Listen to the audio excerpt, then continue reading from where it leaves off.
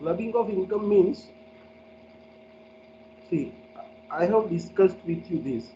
The people are using the various ways and means to avoid the taxes by giving the colorful interpretation of the law. Okay, so whatever the tax law is, that they are making their own interpretation, and thereby they are saving the tax or they are avoiding the tax. So ऐसा the people are very smart and they try to avoid the tax. तो ये tax लोग avoid ना करें, ठीक है। इसीलिए ये एक क्लबिंग के प्रोविजन है। देखो मैंने आपको एक यहाँ एग्जांपल देके थोड़ी देर पहले समझाया था, आपने नहीं सुना, ठीक है। देखो फॉर एग्जांपल मेरी इनकम फ्रॉम सैलरी है 2,45,000। Suppose my income from salary is 2,45,000, ठीक है। सपोज मेरी इनकम फ्रॉम सैलरी है 2,45,000। आप कौन से प्लीज टर्न ऑफ करो ने તમારું માઇક, આ માઇક બંધ કરો મત, વચ્ચે મારું આ લીક લીક તૂટી ગઈ। Please turn off yourself, मतलब म्यूट कर दो आप, ठीक है।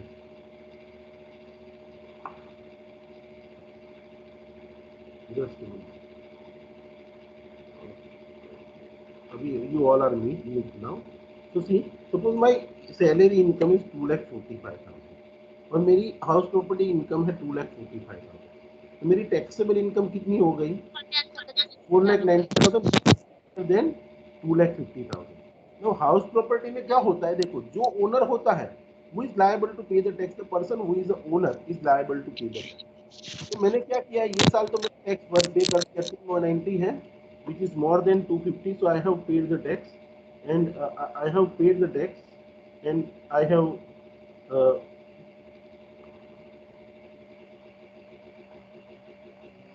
देखो यहाँ पे मैंने 290 था। अपना फोन से यार please mute yourself.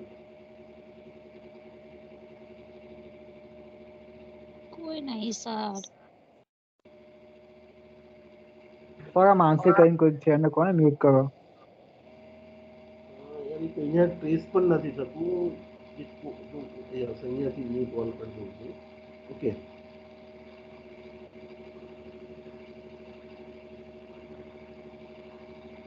so see, suppose my salary income is 2,45,000 this year, okay, and my house property income is 2,45,000। so मेरी total income कितनी हुई? 4,90,000 हुई। okay, now on this 4,90,000 I have paid the tax in this year। but see, in case of income from house property, what happens? In case of income from house property, who is liable to pay the tax? The person whosoever is the owner is liable to pay the tax। तो यहाँ पे तो ये साल में तो मैं owner था तो मैंने टैक्स पे कर दिया। Okay, I was the owner, so I have paid the tax in this year. तो I have paid the tax in this year. Okay, तो नेक्स्ट मुझे एक आइडिया आया कि भाई मैं इसमें से ओनरशिप में से ही निकल जाऊँ तो क्या कैसा रहेगा। तो मैंने क्या किया, ये पूरा घर मेरी वाइफ को मैंने ट्रांसफर कर दिया। पूरा घर मेरी वाइफ को मैंने ऐसे गिफ्ट में दे दिया। गिफ्ट में दूंगा तो देखो मेरी वाइफ के लिए वो टैक्सेबल नहीं होगा क्योंकि it is received from relative. तो गिफ्ट में मेरी वाइफ को मैंने घर दे दिया। अभी नेक्स्ट ईयर क्या होगा, देखो मेरी सैलरी की इनकम हो गई 2,45,000। अभी नेक्स्ट ईयर कौन ओनर बना? मेरी वाइफ ओनर बनी। तो अभी देखो ये साल में मैं दोनों इनकम पे टैक्स पे कर रहा था। नेक्स्ट ईयर में क्या किया, मेरी इनकम 245 होगी, मेरी वाइफ की इनकम भी 245 होगी। अभी देखो मेरी इनकम भी 2,50,000 से कम है, मेरी वाइफ की इनकम भी 2,50,000 से कम है। तो अभी क्या होगा, मैं भी टैक्स नहीं पे करूंगा, मेरी वाइफ भी नहीं पे करूंगा, and I will feel proud that देखो मैंने टैक्स बचा लिया, ठीक है। और इसमें कुछ गलत भी नहीं किया है। लेकिन गवर्नमेंट स्मार्ट है, गवर्नमेंट ने सेक्शन 60 सेक्शन 60 टू 64 में क्लबिंग के प्रोविजन दे दिए। और यहाँ पे क्या बोला गवर्नमेंट ने कि अगर आप अपनी कोई भी हाउस प्रॉपर्टी है वाइफ को ट्रांसफर करोगे, स्पाउस को ट्रांसफर करोगे, okay, then even though wife is a owner, this income will not be treated as the income of wife, but it is treated as the income of husband who is a transferer। so your even though आपने ये कुछ तरीका smartness use करने की कोशिश की है, लेकिन सेक्शन 40-60 में कवर हो जाता है। 60 टू 64 में ये ट्रांजेक्शन कवर हो जाता है कि ऐसा कोई ट्रांजेक्शन किया आपने तो भी ट्रांसफर के हाथ में इनकम टैक्सेबल नहीं होगी, it will be clubbed in the income of transfer. ऐसा करके मैं टैक्स बचाने की कोशिश करता हूँ, लेकिन सेक्शन 60 बोलता है ये इनकम आपकी गिनी जाएगी। So my income will not be 2,40,000। Again I have to pay the tax on 490 even though I have transfer the property on the name of my wife. देखो ऐसा ही एक एग्जांपल मैं आपको देता हूँ कि सपोज मेरे पास मेरी सैलरी की इनकम है 3 लाख रुपया और मेरे को इंटरेस्ट की इनकम आ रही है दूसरा 3 लाख रुपया, तो ये साल में मेरा 6 लाख रुपया टोटल इनकम बन रहा है, जो 2,50,000 से ज़्यादा है। तो I have to pay the tax. तो मैंने क्या किया, ये 3 लाख रुपया जो मतलब मेरे पास 50 लाख रुपये बैंक में पड़े हैं, जिसका 3 लाख रुपया मुझे इंटरेस्ट आ रहा है 6% के हिसाब। तो मैंने क्या किया, पूरा 50 लाख रुपया जो है ना मेरे नाम पे एफडी पड़ी थी, वो एफडी उठा के मैंने मेरे सन के नाम पे कर दी। अभी क्या होगा, नेक्स्ट ईयर ये 3 लाख मेरी इनकम जो थी वो अभी मेरे सन की इनकम हो जाएगी, मेरा माइनर चाइल्ड है उसकी इनकम हो जाएगी, तो माइनर चाइल्ड की इनकम हो जाएगी।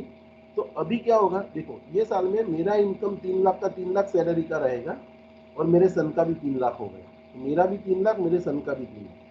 सपोज हम दोनों को एटीसी में डिडक्शन मिलता है 50,000 का, तो मेरी टैक्सेबल इनकम होती है 50,000, मेरे सन की भी टैक्सेबल इनकम 50,000 होती है। ओके, सॉरी 2,50,000 और मेरे सन की भी 2,50,000, दोनों की इनकम बेसिक एग्जाम्पशन लिमिट कम है। ओके, तो यहाँ पे 2,50,000 से ज़्यादा नहीं, एग्जैक्ट 2,50,000, तो ना तो मैं टैक्स पे करूंगा ना मेरा सन पे करेगा। तो ये भी गलत चीज हुआ, क्योंकि आपने टैक्स बचाने के लिए आपकी प्रॉपर्टी, आपकी इनकम, मतलब आपकी असेट थी आपके सन के नाम पे कर दी।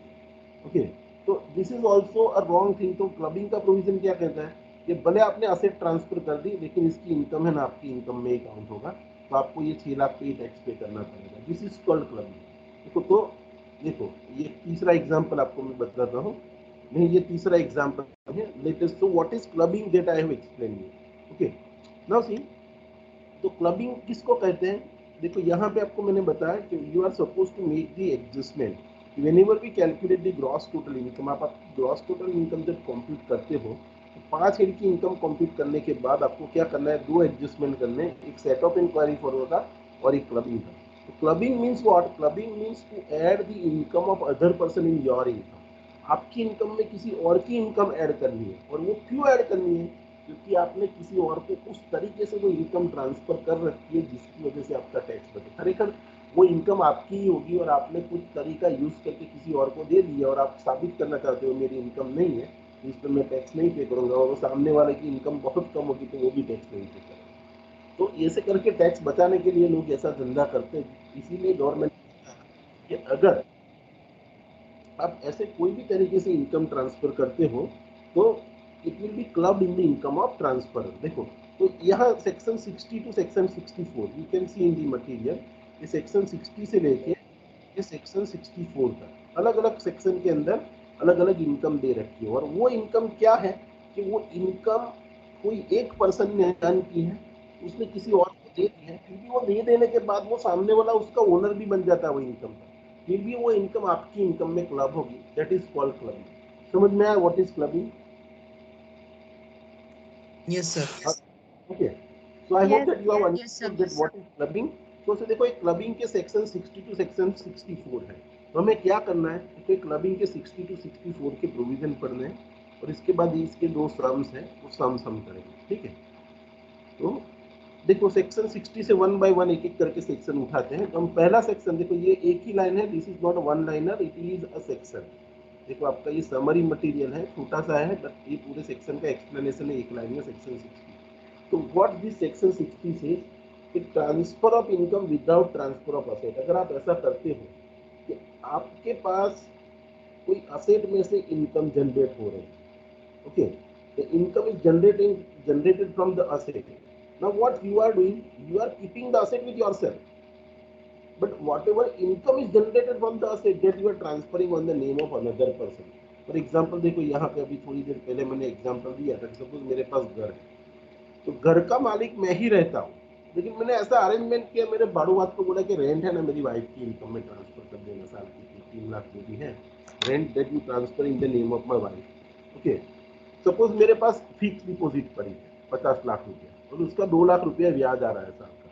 तो मैंने क्या किया, एफडी मेरे नाम पे ही रहेगी, लेकिन एफडी का जो ब्याज आ रहा है, इंटरेस्ट आ रहा है, that interest you transfer in the account of my son. मेरे सन के अकाउंट में इंटरेस्ट ट्रांसफर कर दो। तो ऐसा प्रोविजन मैंने कर रखा है, इंटरेस्ट मेरे सन के अकाउंट में जाएगा, मेरे अकाउंट में दिखेगा ही नहीं। या तो फिर सपोज मेरे पास कोई कंपनी का डिबेंचर पड़ा है, तो वो जो कंपनी का डिबेंचर भरा है वो डिबेंचर वाली कंपनी को मैं बोलूंगा भाई डिबेंचर का मालिक तो मैं ही रहूंगा, लेकिन इसका जो भी इंटरेस्ट आता है ना वो मेरे सन के अकाउंट में इंटरेस्ट ट्रांसफर है। या तो फिर सपोज समझ लो मेरे पास कोई कंपनी के शेयर्स पड़े हैं, तो शेयर्स पे जो डिविडेंड आता है मैंने बोला मेरी डॉटर के अकाउंट में वो ट्रांसफर करो। तो यहाँ पे क्या करते हो आप प्रॉपर्टी अपने पास ही रखते हो, लेकिन प्रॉपर्टी में से जो इनकम जनरेट होती है वो आप किसी और को ट्रांसफर कर देते हो। प्रॉपर्टी आप अपने पास ही रखते हो और प्रॉपर्टी में से जो इनकम जनरेट होती है that income you are transferring on the name of someone else. So यहाँ पे देखो आप ट्रांसफर कर रहे हो इनकम, तो आप क्या कहे जाओगे, you will be treated as a transferor. और जो जिसको इंटरेस्ट ट्रांसफर करते हो, जिसको इनकम ट्रांसफर करते हो, उसको हम कहेंगे ट्रांसफरी। तो सेक्शन 60 हमारा क्या कहता है कि suppose what section 60 says, section 60 says that कि transfer of the income without transfer of asset. अगर आप क्या करते हो, अगर आपके पास कोई इनकम जनरेट हो रही है और that income if you are transferring on the name of any other person, then also if that income, whatever income you have transferred without transfer of asset, then the income will be clubbed in the income of transferer. तो ये transferor की income में ही club होगा। The income will not be treated as the income of the person who has received the same, but it is treated as the income of the transferer। तो यहाँ पे समझ लो mister x ने उसने 3 lakh rent wife को दे दिया, 2 lakh interest सन को दे दिया, 2 लाख इंटरेस्ट डॉटर को दे दिया, 1 लाख इंटरेस्ट अगेन सन को दे दिया। So whatever income you have transfer on the name of other person, even though these people are receiving, these people are spending the money for their personal use, आप बोलोगे इसमें से मैंने एक पैसा नहीं लिए, ये सब पैसा मैंने इन लोगों को दे दिया है, no. If you are keeping the asset with yourself, ये सब असेट आप अपने पास रखते हो, तो सेक्शन 60 क्या कहता है कि if you are transferring the income from the asset, okay, then the income will be clubbed in the income of transferer। जो ट्रांसफर करता है उसकी इनकम में ही ये क्लब हो जाएगा। And this is what section 60 says. देखो ये वन लाइन में लिखा है, but see this is very much important, you know that if you transfer the income without transfer of asset then the income will be clubbed in the income of transferor. समझ में आप सबको? First point section 60, anyone has any doubt, any question? Okay, तो नो समझ में sir. आ गया। Let's move to, shall I move to the next section? Now see what next section says. Next section says that income from the irrevocable transfer। देखो ये point है ना, मुझे ऐसा लग रहा है कि 1 by 1 आए होंगे। तो गवर्नमेंट ने पहला नियम ऐसा बनाया कि अगर आप असेट ट्रांसफर करते हो, सॉरी असेट आप अपने पास रखते हो, लेकिन इनकम किसी और को ट्रांसफर करोगे, तो वो इनकम वो ट्रांसफर की नहीं, लेकिन वो इनकम ट्रांसफर की ही कही जाएगी। तो गवर्नमेंट ने नेक्स्ट ईयर प्रोविजन ये डाला 61, पहले साल में ये प्रोविजन आया था कि भाई किसी को आप इनकम ट्रांसफर कर देते हो, असेट अपने पास रखते हो, तो income will be treated as income of transfer. Okay, तो लोगों ने सोचा चलो इनकम के साथ असेट भी ट्रांसफर करते हैं, लेकिन असेट कैसे ट्रांसफर करते हैं, तो जारे चाहून पाची मारी परिस्थिति नहीं सका वो एग्रीमेंट का। सपोज मैं एक एग्रीमेंट करता हूँ मेरी वाइफ के नाम पे, कि भाई ये मेरा घर है, मैं तेरे को ट्रांसफर कर रहा हूँ, लेकिन when ever I want I can revoke this transfer. Revoke मतलब रद्द करना। I can revoke this transfer and I can get back this property from you. तो आपको लगता है कि जब तक मतलब मुझे लगता है कि भाई मुझे टैक्स बचाने की जरूरत है, मैं तब तक मेरी हाउस प्रॉपर्टी मेरे वाइफ के नाम पे ट्रांसफर करता हूँ, लेकिन वो ट्रांसफर रिवोकेबल है, मतलब बाद में वो ट्रांसफर को रद्द करके वापस में प्रॉपर्टी ले लूंगा। तो ऐसा रिवोकेबल ट्रांसफर रखा है, मतलब क्या है कि प्रॉपर्टी का हक आज भी आपके पास है, भले आपने उसको प्रॉपर्टी ट्रांसफर कर दी, हक आपने अपने पास ही रखा है, और आप जब भी चाहो उसको मतलब वो ट्रांसफर को कैंसिल करने का राइट रखते हो। That is called revocable transfer. तो अगर आप क्या करते हो कि suppose if you are transferring the income from the revocable transfer of asset, मतलब आपने क्या किया, असेट ट्रांसफर कर दी सामने वाले को, तो असेट के साथ साथ उसकी इनकम भी सामने वाले को ट्रांसफर हो गई, लेकिन वो ट्रांसफर का जो आपका एग्रीमेंट है उसके अंदर एक क्लोज रखा आपने कि this transfer can be revoke at the will of the transferor at any time. तो सी देखो आप जब चाहो तब वो ट्रांसफर को कैंसिल करके वो प्रॉपर्टी वापस ले सकते हो, ऐसा आपने एग्रीमेंट कर रखा है। तो ये केस में क्या होगा, सपोज हमारी पास एक घर से मेरी वाइफ ने मैंने ट्रांसफर कर दिया, और वो ट्रांसफर का नेचर रखा रिवोक, मैंने फ्रेंड को ट्रांसफर किया, और वो ट्रांसफर का नेचर रखा रिवोकेबल मतलब जब चाहूँ तब वापस ले सकता हूँ। तो भले ये केस में मैंने मेरी प्रॉपर्टी किसी को ट्रांसफर कर दी, तो ट्रांसफर हुई प्रॉपर्टी तो उसकी इनकम भी उसके पास जाने वाली है, तो उस पर टैक्स भी लॉजिकली तो उसको पे करना चाहिए। लेकिन ये ट्रांसफर का नेचर रिवोकेबल है, इसीलिए वो इनकम उसकी नहीं लेकिन ट्रांसफरर की कही जाएगी, तो वो इनकम मेरे में ही क्लब होगा। सपोज मैंने मेरा घर मेरी वाइफ को ट्रांसफर कर दिया, तो उसकी इनकम भी वाइफ को मिलने वाली है, लेकिन मैंने क्लोज ऐसा रखा ट्रांसफर में कि ये ट्रांसफर मैं जब चाहूँ तब कैंसिल कर सकता हूँ। तो ये केस में इनकम मेरी वाइफ की नहीं लेकिन वो मेरी ही गिनी जाएगी और मेरी इनकम में क्लब होगी, तो दिस इज कॉल्ड क्लबिंग। देखो, तो यहाँ पे next point section 61 what it says कि income of revocable transfer to of asset. तो अगर आप रिवोकेबल ट्रांसफर करते हो किसी को भी, कोई भी असेट किसी को ट्रांसफर करते हो, लेकिन वो ट्रांसफर का नेचर आपने कैसा रखा है रिवोकेबल, तो रिवोकेबल ट्रांसफर किसको कहते हैं उसका मीनिंग यहाँ पे लिखा है, it contains the provision for re transfer of the asset to the transferor during the lifetime of the beneficiary और ट्रांसफरी। मतलब जब तक ट्रांसफरी जिंदा है तब तक वो असेट आप अपने पास वापस ले सकते हो, ऐसा कोई क्लोज नहीं रखा है। But it gives the right to transferor to resume the power of the asset or income during the lifetime of the beneficiary or the transferee। मतलब जो भी ट्रांसफरी है वो जब तक जिंदा है तब तक उससे वापस लेने का राइट आप रखते हो, उसकी इनकम वापस लेने का राइट अपने अपने अपने पास रखा है। तो this nature of transfer is treated as the revocable transfer. मतलब असेट वापस लेने का राइट अपने रखा है, या तो फिर असेट में से जनरेट होने वाली इनकम वापस लेने का राइट अपने अपने पास रखा है। तो भले इनकम वो अर्न कर रहा है, असेट का मालिक वो है, लेकिन आपने राइट ऐसा रखा है कि जब चाहे तभी इसको वापस ले सकता है। तो ऐसा कोई क्लोज रखा है, तो it is called revocable transfer. And in case of revocable transfer, whatever income is get generated from that asset, it is not treated as the income of the transferee, it is treated as the income of transferor. जो मैं transfer कर रहा हूँ तो हूँ transferor केवाय, जेने हूँ transfer करूँ छे ट्रांसफरी केवा से। In this case, the income will not be treated as income of transferee, but it will club as per section 61 in the income of transferor. Okay, you can see the exception इसके दो दिए हैं। देखो, transfer is not revocable during the life of the beneficiary, it is no clubbing is required। Suppose मैंने मेरा घर आपको transfer कर दिया और इसके अंदर कोई रिवोकेशन का क्लोज नहीं लिखा। रिवोकेशन का मतलब वो असेट को वापस लेने का या उसमें से जनरेट होने वाली इनकम को वापस लेने का कोई क्लोज नहीं रखा है, तो that transfer is what irrevocable transfer, मतलब नॉट रिवोकेबल ट्रांसफर। तो वो केस में इनकम वो सामने वाली कही जाएगी और उसकी इनकम पे वो टैक्स पे करेगा। लेकिन मैंने ऐसा क्लोज ले रखा है, मैं यहाँ इनकम असेट में जा रहे चाहूँ जा रहे पाँच मिल सकते, तो वो केस के अंदर भले वो इनकम रिसीव कर रहा है, income will be club in your income. So ये अगर रिवोकेबल ट्रांसफर है तो that is exception that you know. Okay, so income arising, देखो, from the revocable transfer of the asset is club when the power to revoke transfer arises even if the power of is not exercise by the transferor. मतलब देखो, आपके पास power आपने रखा है कि जब चाहूँ तब मैं ट्रांसफर को कैंसिल कर सकता हूँ, ऐसा पावर आपके पास है। मतलब जब तक ये पावर आपने अपने पास रखा है तब तक वो इनकम, वो असेट में से जनरेट होने वाली सभी इनकम आपकी कही जाएगी, भले वो सामने वाला रिसीव कर रहा है। क्यों क्यों ऐसा होगा? क्योंकि आपने अपने पास पावर रखा है कि ट्रांसफर को मैं कभी भी कैंसिल कर सकता हूँ। हाँ, जरूरी नहीं कि वो राइट आपने एक्सरसाइज कर दिया हो, राइट एक्सरसाइज नहीं कि आपके पास राइट है, right to revoke the transfer means that income will be club in your income. Okay, suppose it is not necessary that you should exercise your power।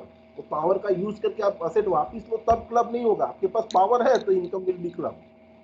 Is it clear? समझ में आया आप सबको? Yes, sir. Yes, sir. Okay, Yes, sir. so the Yes, sir. in case of irrevocable transfer, income will be clubbed in the income of transferor। देखो, ये जो पहला point था 60 नंबर का और ये 61, ये दोनों प्रोविजन में कॉमन चीज क्या है? ये किसी को भी आप असेट ट्रांसफर किए बिना अगर आप इनकम ट्रांसफर कर देते हो और किसी को भी आप असेट ट्रांसफर करके रिवोकेशन का राइट अपने पास रखते हो, तो दोनों केस में income will be club in your income. अभी ये जो तीसरा पॉइंट है ना 64, देखो 62 63 नहीं है। ओके, मतलब वो क्लबिंग में से ही निकल गए। ये आपको इस क्लबिंग में इफेक्टिवली देखने जाए तो तीन सेक्शन, ये सेक्शन 60, 61 एंड 64 के दो सब सेक्शन, तीन सब सेक्शन, ठीक है। तो अभी सेक्शन 64 क्या कहता है? देखो, clubbing of income to the spouse. देखो, लोगों को ये अच्छा आता है कि अपनी इनकम वाइफ के नाम पे कर देने का। ओके, या तो फिर वाइफ को कोई भी तरीके से आप इनकम दे देते हो, और वो ऐसा करके आप टैक्स बचाते हो। तो यहाँ क्लबिंग में सेक्शन 64 क्या कहता है कि अगर कि स्पाउस की कौन कौन सी इनकम आपकी इनकम में ऐड हो, तो स्पाउस की इनकम कब आपकी इनकम में क्लब होती है, वो क्लबिंग के प्रोविजन यहाँ दिए गए। देखो यहाँ एक पॉइंट दिखा, देखो point A and point B, 2 points are related to a spouse. Spouse को आपने यहाँ से ट्रांसफर की है तो it is treated as your income. तो पहला पॉइंट क्या है, remuneration to the spouse from a concern in which the other spouse has a substantial interest, club in the hands of the spouse whose income who has a substantial interest. Both an husband and wife is having a substantial interest. Both both gets the remuneration without qualification or concern. Club in the total income of husband and wife whose income excluding such remuneration is higher, and no clubbing if the remuneration received by the spouse due to his or her qualification. Okay. और देखो substantial interest किसको कहते हैं, 20% से ज्यादा है तो, और relative husband wife brother sister. Okay okay, देखो ये प्रोविजन क्या कहता है, what this provision says, section 64 का ये जो प्रोविजन है, let me explain you. Section 64 subsection 1 close to point A, what it says, whenever you are suppose husband और वाइफ और हस्बैंड, यहाँ वर्ड कौन सा यूज किया है, स्पाउस। ओके, तो suppose if you are giving any remuneration, if you are giving any remuneration to the spouse, okay, from the concern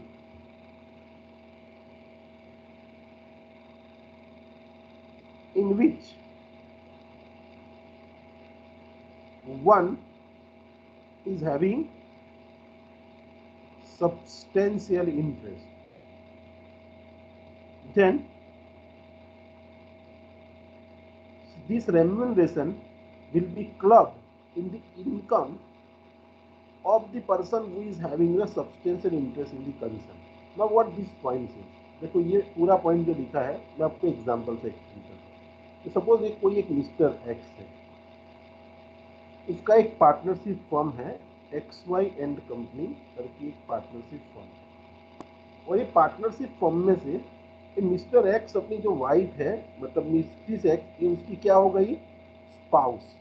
ये Mrs x को मिस्टर एक्स क्या दे रहा है, रेम्यूनरेशन, और वो रेम्यूनरेशन कहाँ से दे रहा है, क्योंकि फर्म से दे रहा है, और फर्म में मिस्टर एक्स का शेयर कितना है, क्योंकि 50% है, मतलब 20% से ज़्यादा, 20% से ज़्यादा कोई भी कंसर्न में आपका इंटरेस्ट है तो वो फर्म में आपका सब्सटेंशियल इंटरेस्ट ऐसा कहा जाएगा। मतलब मिस्टर एक्स का सब्सटेंशियल इंटरेस्ट एक एक्स एंड वाई जो पार्टनरशिप फर्म है उसमें है।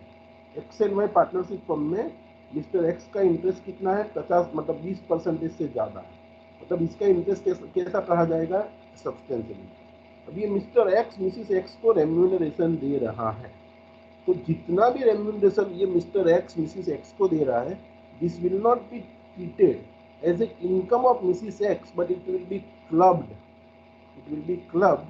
इन the income of mister X. तो ये इनकम मिस्टर एक्स की कही जाएगी। सपोज मिस्टर एक्स ने 2 लाख रुपया रेम्यूनरेशन मिसिस एक्स को दे दिया। अभी देखो मिस्टर एक्स का जो भी इनकम दूसरी है, वो इनकम के अंदर ये 2 लाख जो उसने फर्म से मिसिस एक्स को दिया है, वो मिसिस एक्स को जो 2 लाख दिया है, वो 2 लाख भी उसकी इनकम में ऐड होगा। सपोज मिस्टर एक्स की अगर इनकम 5 लाख है, तो ये 2 लाख तो उसने अपनी वाइफ को इसके फर्म में से दिया, but this income will be clubbed in the income of mister X. तो अगर आपका कोई कंसर्न के अंदर सब्सटेंशियल इंटरेस्ट है और वो फर्म में से अगर आप वो कंसर्न में से अगर आप आपकी वाइफ को या आपकी वाइफ को या आपके स्पाउस को आप मतलब रेम्यूनरेशन देते हो, तो income will be clubbed in the income of the person who is having a substantial income. समझ में आया? तो इनकम ये मिस्टर एक्स की इनकम में क्लब होगा। Is it clear to everyone? Yes sir. अभी आप समझ लो कि फर्म ऐसा है, ये फर्म ऐसा है कि एक एक्स वाई एंड जेड करके एक पार्टनरशिप फर्म है, इसमें 3 पार्टनर है। मिस्टर ए जिसका 20% इंटरेस्ट है, ये मिस्टर ए की वाइफ जिसको हम कहेंगे मिसिस ए, इसका 25% सर, इसका भी 25 है, इसका भी 25 है, दोनों का 20% से ज्यादा है। और एक मिस्टर बी है, उसका 50% इंटरेस्ट है। Now you can see here in this firm mister A and Mrs A both are having a substantial interest. Okay, now ये फर्म में से mister A is drawing 10 lakh rupees remuneration. Mister A कितना remuneration लेता है? 10 लाख। और missus A is drawing 5 lakh rupees remuneration. देखो now ये case में क्या होगा कि बोथ हस्बैंड एंड वाइफ दोनों का सब्सटेंशियल इंटरेस्ट है। मैंने पहले क्या बताया, अगर मिस्टर ए ही अकेला इसका ही सब्सटेंशियल इंटरेस्ट होता तो बहुत सीधा से साधा केस बन जाता हमारा कि भाई ये 5 लाख रुपया जो रेम्यूनरेशन वाइफ को दिया जाता है वो किसकी इनकम में क्लब होगा? मिस्टर ए की इनकम में क्लब होगा। लेकिन ये केस कैसा बन रहा है कि mister X and missus X both are having a substantial interest in the firm. अभी किसका रेम्यूनरेशन किस में ऐड करेंगे? तो वो केस में अगर husband and wife both are having a substantial interest in the firm, then you have to calculate the taxable income of the both person without including this remuneration। ये remuneration को include किए बिना उन लोगों की दूसरी इनकम कितनी है वो देखो। सपोज मिस्टर ए की दूसरी इनकम है 25 लाख रुपया और मिसिस ए की दूसरी इनकम है 15 लाख रुपया। तो आपको देखो ये जो रेम्यूनरेशन है, ओके, तो कहाँ ऐड होगा? देखो सर, वो मिस्टर ए का रेम्यूनरेशन तो अपने रेम्यूनरेशन में ऐड होगा ही होगा, ओके, लेकिन ये मिसिस ए का रेम्यूनरेशन भी मिस्टर ए में ही क्लब होगा। क्यों? क्योंकि other income of mister A is higher than Mrs A. तो ये केस में पूरा ये 5 लाख जो है मिसिस ए का, ये मिस्टर ए में ऐड होगा। और अगर समझ लो मिसिस ए की इनकम 35 लाख होती तो ये जो 10 लाख रेम्यूनरेशन जो फॉर्म में से मिस्टर ए ने लिया है वो मिस्ट्रिस ए में ऐड हो जाता है। मतलब आपको क्या देखना है, ये रेम्यूनरेशन को कंसीडर किए बिना दोनों में से किसकी इनकम ज्यादा है, जिसकी इनकम ज्यादा है उसकी इनकम में ये रेम्यूनरेशन क्लब होगा। So whenever from any concern if you pay the interest to the spouse, interest और any remuneration to the spouse, in that remuneration will be clubbed in the income of the person who is having a substantial interest। तो ऊपर वाला case बताया उसमें mister A की income में club होगा, लेकिन मिस्टर ए और मिसिस बी ए दोनों का सब्सटेंशियल इंटरेस्ट है तो वो रेम्यूनरेशन किस में क्लब होगा? तो आपको रेम्यूनरेशन उस पर्सन की इनकम में क्लब करना है कि दोनों में से ये रेम्यूनरेशन को इंक्लूड किए बिना किसकी इनकम ज्यादा है उसकी इनकम में ये रेम्यूनरेशन क्लब होगा। ठीक है, लेकिन देखो ये रेम्यूनरेशन का क्लबिंग का प्रोविजन तभी एप्लीकेबल होगा कि when the remuneration is paid without any qualification, paid without any qualification। Okay, मतलब कोई क्वालिफिकेशन नहीं है। सपोज मेरी वाइफ 12th पास है और मेरा फॉर्म है कंपनी सेक्रेटरी का और वो 12th पास वाली मेरी वाइफ को मैं दर महीने 1.5 लाख रुपया रेम्यूनरेशन मेरी फर्म से दे रहा हूँ, मतलब साल का 18 लाख रुपया रेम्यूनरेशन दे रहा हूँ मेरे फर्म से। तो ये केस में ये 18 लाख देखो मेरी इनकम में क्लब होगा because my wife is having no qualification and I am paying the remuneration, so this remuneration will be club. लेकिन सपोज मतलब मेरी वाइफ भी सीएस है और उसको मैं रेम्यूनरेशन दे रहा हूँ, तो will it be club? Answer is no. तो क्लबिंग कब होगा? When you pay the remuneration without any qualification. अगर क्वालिफिकेशन है, उसके पास एबिलिटी और उसको रेम्यूनरेशन दे रहे हो, कोई गलत चीज नहीं है, उसमें क्लबिंग नहीं है। But without qualification, if you pay the remuneration, clubbing will take place. Let us read the provision again. देखो remuneration अभी आपको समझ में आ जाएगा। Remuneration to the spouse from the concern in which other spouse is having a substantial interest। मतलब Mr. A is paying the remuneration to Mrs. A और Mr. A is having a substantial interest। तो income will be clubbed in the hands of the spouse who has a substantial interest। तो ये firm के अंदर mister A का suppose 25% है तो income किस में क्लब होगी? मतलब मिसिस ए को जितना भी रेम्यूनरेशन आप दे रहे हो it will be clubbed in the income of mister A. But समझ लो अगर मिस्टर ए और मिसिस ए हस्बैंड और wife both are having a SI, SI का मतलब सब्सटेंशियल इंटरेस्ट आप लिख देना, फिर एग्जाम में अगला दिवस एसआई कोने के पूछवा फोन ना कर। SI mean substantial interest. ठीक है, तो ऐसा मीन सब्सटेंशियल इंटरेस्ट, मतलब हस्बैंड और वाइफ दोनों का सब्सटेंशियल इंटरेस्ट है। सब्सटेंशियल इंटरेस्ट किसको कहते हैं मैंने, कि 20% से ज्यादा आपके पास होल्डिंग है तो उसमें आप उसको सब्सटेंशियल इंटरेस्ट कह पाओगे, ठीक है। तो अगर सब्सटेंशियल इंटरेस्ट दोनों का ज्यादा है तो किसकी इनकम में इनकम क्लब करनी है, तो income will be clubbed in the TI. TI मतलब टोटल इनकम ऑफ हस्बैंड और wife, whose total income, TI मतलब total income excluding such remuneration is higher.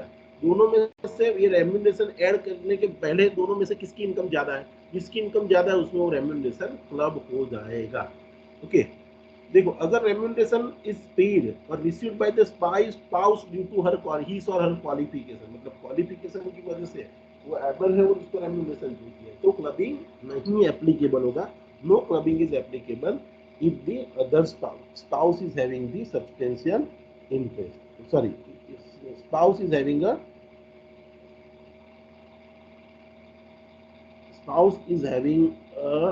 qualification, अगर उसके पास क्वालिफिकेशन है तो in that case you are not supposed to club। okay, now see, देखो यहाँ पे रिलेटिव का डेफिनेशन दिया है।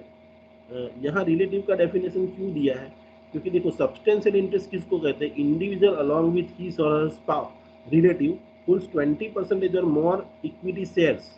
ओके, इक्विटी शेयर्स और अगर फर्म है तो आपका जो प्रॉफिट शेयरिंग रेशियो है वो 20% से आप या आपके रिलेटिव का सबका मिला के, और रिलेटिव में कौन आता है, husband wife brother sister lineal ascendant descendant और ऑफ इंडिविजुअल, तो सबका मिला के अगर सब्सटेंशियल इंटरेस्ट अगर आपका 20% से ज़्यादा है तो see in that case it will be said that you are having a substantial interest.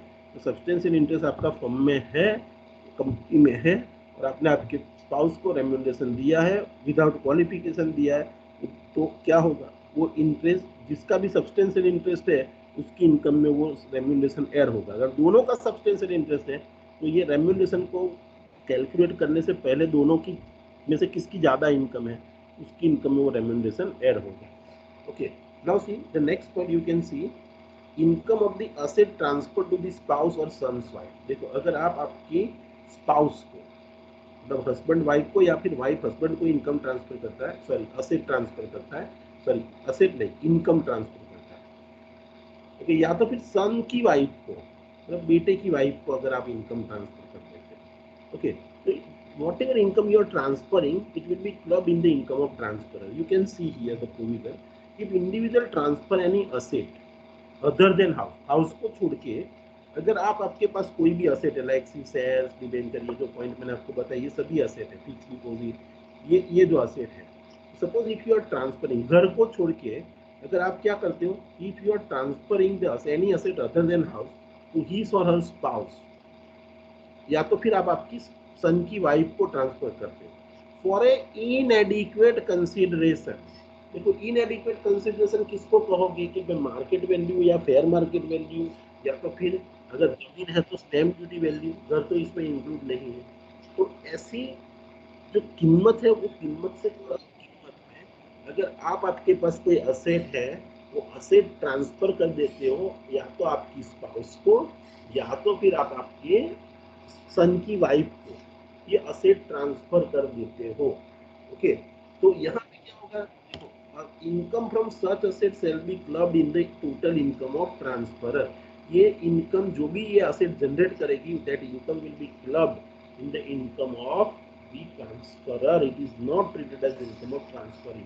देखो यहाँ आप बोलोगे सर इसमें और इसमें क्या फर्क है, देखो सेक्शन 60 मैंने क्या बताया कि किसी को भी आप असेट ट्रांसफर करते हो, तो अगर आपने असेट ट्रांसफर की है, ओके, और असेट ट्रांसफर नहीं की है, ये पॉइंट क्या कहता है, असेट ट्रांसफर नहीं की, आपने सिर्फ इनकम ट्रांसफर की है तो भी ट्रांसफरर की इनकम में क्लब होगा। यहाँ आपने असेट ट्रांसफर की है लेकिन आपने ट्रांसफर का नेचर कैसा रखा, रिवोकेबल, तो भी इनकम आपके लिए टैक्सेबल होगी।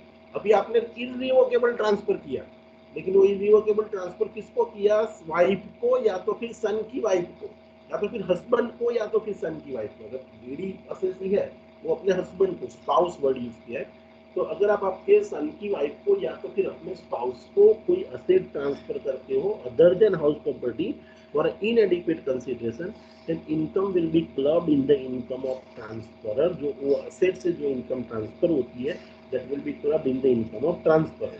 लाइक सपोज मैंने, मेरे पास कोई शेयर्स थे जिसकी मार्केट वैल्यू है 10,000 रुपया पर शेयर, और मैं वो शेयर मार्केट वैल्यू से कम वैल्यू में मतलब 500 रुपये में मेरे सन की वाइफ को ट्रांसफर करता हूँ। अभी वो शेयर्स में से डिविडेंड आया समझ लो 2 लाख रुपया, वो मिला मेरी सन की वाइफ को। अभी लॉजिकली देखने जाए तो वो ओनर भी है और वो इनकम वही रिसीव कर रही है, लॉजिकली वो इनकम उसके लिए टैक्सेबल इनकम। लेकिन यहाँ मैंने गलती क्या की, मैंने कम कीमत से ये शेयर अपने सन की वाइफ को या तो फिर मेरी वाइफ को ट्रांसफर कर दिया। तो वो डिविडेंड की इनकम जो है, dividend income will be clubbed in my. अगर आप रिवोकेबल ट्रांसफर करते हो तो भी इनकम बड़े ट्रांसफर रिसीव करता है आपके लिए टैक्सेबल हो जाएगा। अगर आप इनएडिक्वेट कंसीडरेशन से सिर्फ ये 2 लोगों को असेट ट्रांसफर करते हो, किसको, आपके स्पाउस को या तो फिर आपके सन की वाइफ को, income will be clubbed in your income. Okay, तो यह house property is not a part of this section. Okay, तो देखो यहाँ कुछ दूसरे पॉइंट है that we are suppose to keep in our mind कि house property transfer for inadequate consideration.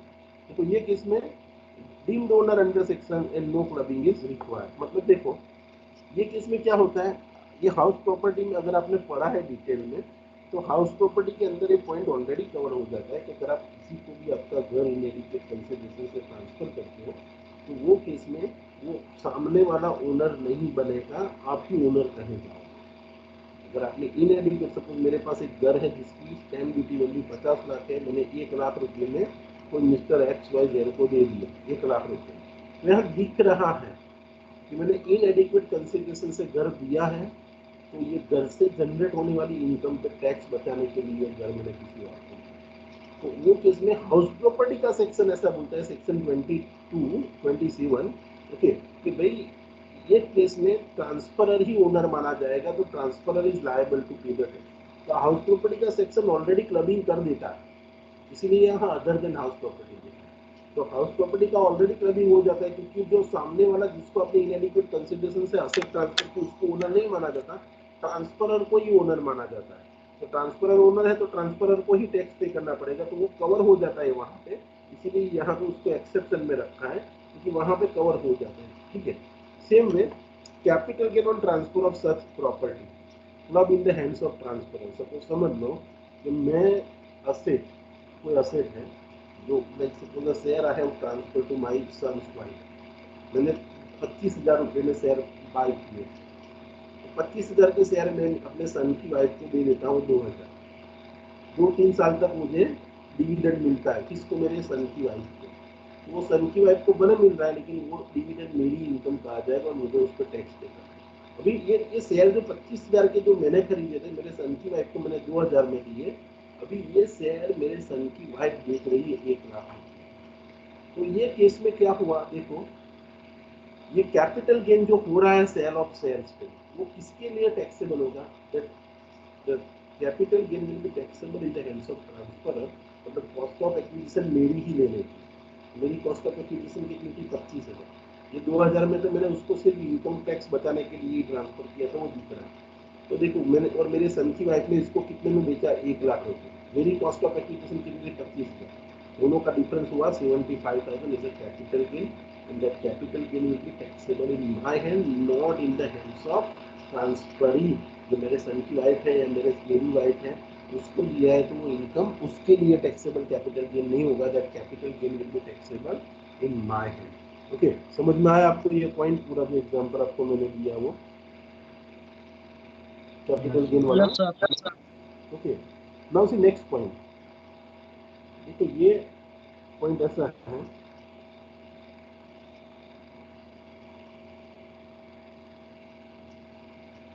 देखो third point, transfer of arrangement as a live affair, okay, adequate consideration, the slow clubbing।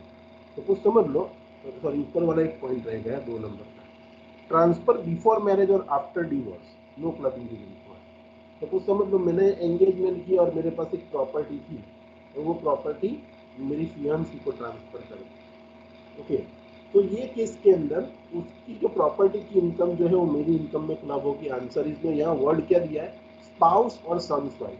तो अगर engagement हुआ है तो वो अभी तक स्पाउस नहीं बनी है, तो वो केस में अगर ट्रांसफर किया है तो क्लबिंग नहीं होगा।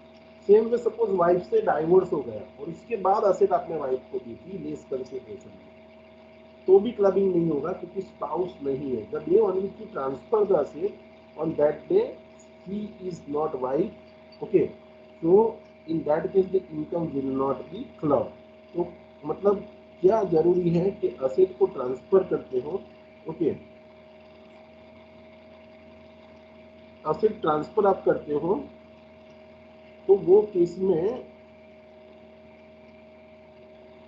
suppose if you are transferring the asset on, in that case what is the requirement that the day on which you are transferring the asset on that day you must be a, that the receiver should be a wife or son's wife।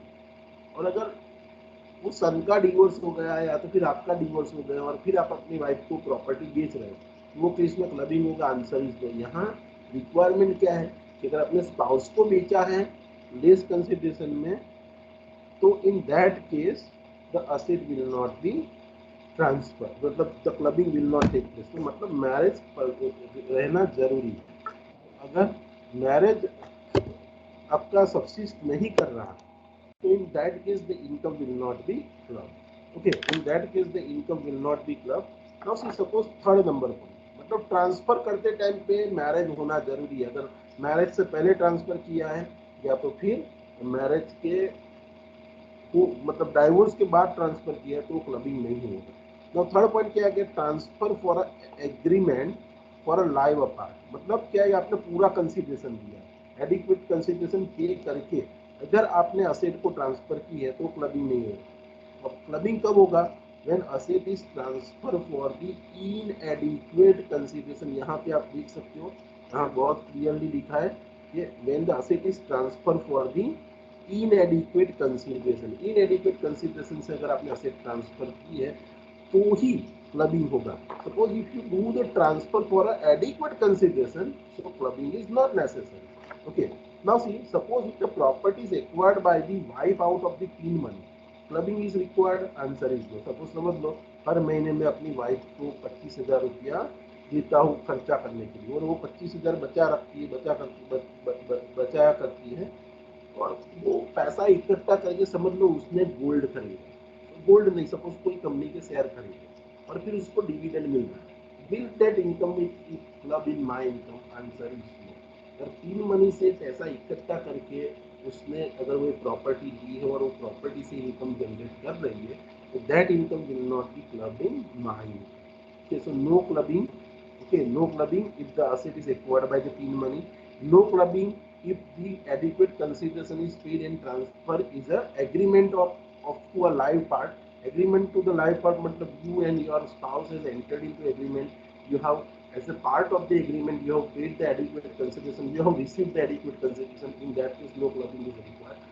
Suppose if you did the transfer before marriage और after divorce, no clubbing.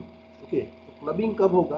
और clubbing तभी होगा जब asset transfer कर रहे हो तो उस टाइम पे आपने इनएडिक्वेट कंसिडरेशन लिया है और असेट किसको ट्रांसफर की? या तो आपने आपके स्पाउस को या तो फिर सन की वाइफ को असेट ट्रांसफर की है, तो वो केस में असेट से जनरेट होने वाली इनकम ट्रांसफरर की इनकम में क्लब होगी। Okay, I hope that you have understood the entire point number B and section 64, subsection 1 clause 2. Okay, now we are moving toward the next section. This is the next section is the income of the asset transferred to any person for the benefit of the spouse wife। देखो आपने क्या किया, यहाँ पे एक provision ऐसा आया कि अगर आप इनएडिक्वेट कंसिडरेशन से आपकी वाइफ को या आपके सन की वाइफ को असेट ट्रांसफर करोगे तो वो असेट से जनरेट होने वाली इनकम आपके इनकम में ही लगेगी। तो आपने क्या किया, एक नया बंदा खड़ा कर दिया।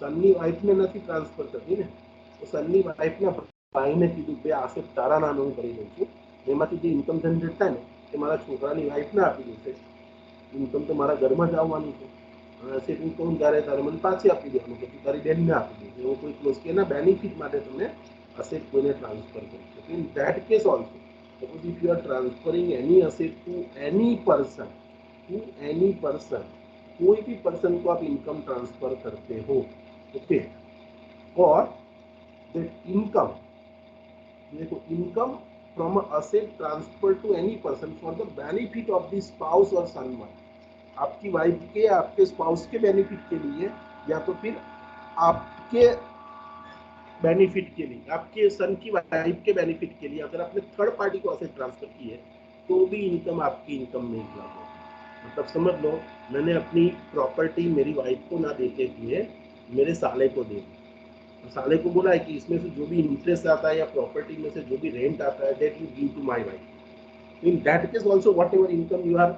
generating, that income, even though my brother-in-law is receiving that income and he is giving to my wife, that income will be clubbed in my income. So suppose if I transfer the asset to any person for the benefit of my spouse or son's wife, the income will be clubbed in my income. Now the next point is clubbing of income of a minor child. देखो अगर आपका minor child है, तब minor child का क्या होता है, pan number नहीं होता। ओके, तो पैन नंबर नहीं होता तो उसका रिटर्न ऑफ इनकम भी नहीं फाइल होता है। लेकिन माइनर चाइल्ड इनकम अर्न कर रहा है, ओके, तो वो इनकम किसकी इनकम में क्लब होगी, तो दिस इज द केस। तो देखो all the income of minor child will be clubbed in the hands of either of his parents whose total income excluding the minor income is greater. Okay, मतलब minor की income उसके दोनों में से एक parent में, मतलब मदर में या फादर की इनकम में क्लब होगा। अभी किसकी इनकम में क्लब करोगे, मदर की इनकम में या फादर की इनकम में? तो ये माइनर की इनकम ऐड करने से पहले दोनों में से किसकी इनकम ज्यादा है, जिसकी इनकम ज्यादा है उसकी इनकम में माइनर की इनकम ऐड करो। The income of the minor child is clubbed in the income of either of the parents whose total income excluding the minor child income is greater. Okay, अभी समझ लो parents का divorce होगा तो वो income किसकी income में club है। तो सी, if the parents get divorced, the club to the income to the parent who maintain the child's in the previous year में वो चाइल्ड को मेंटेन करना, मेंटेन मतलब एनो जो खर्चो છે કોણ ઉપાડે એની ઇન્કમમાં માઇનરની ઇન્કમ ક્લબ। ओके, तो पेरेंट्स का डाइवोर्स हो गया, सपोज बच्चा रहता है अपनी माँ के साथ, लेकिन वो बच्चे का जो पूरा खर्चा है वो उसका बाप दे रहा है। तो अगर माइनर की कोई इनकम जनरेट हो रही है तो माइनर की इनकम उसके फादर की इनकम में ऐड होगी, not in the income of mother, because mother is not maintaining the child is maintain मतलब उसका खर्चा पड़ जाता है। मदर भले ने नवड़ाई जोड़ाई स्कूल जाओ मुकवा देती है, that is not called maintaining. Income tax में मेंटेन का मतलब हु इज मेंटेनिंग, मतलब who is incurring the expense for that child.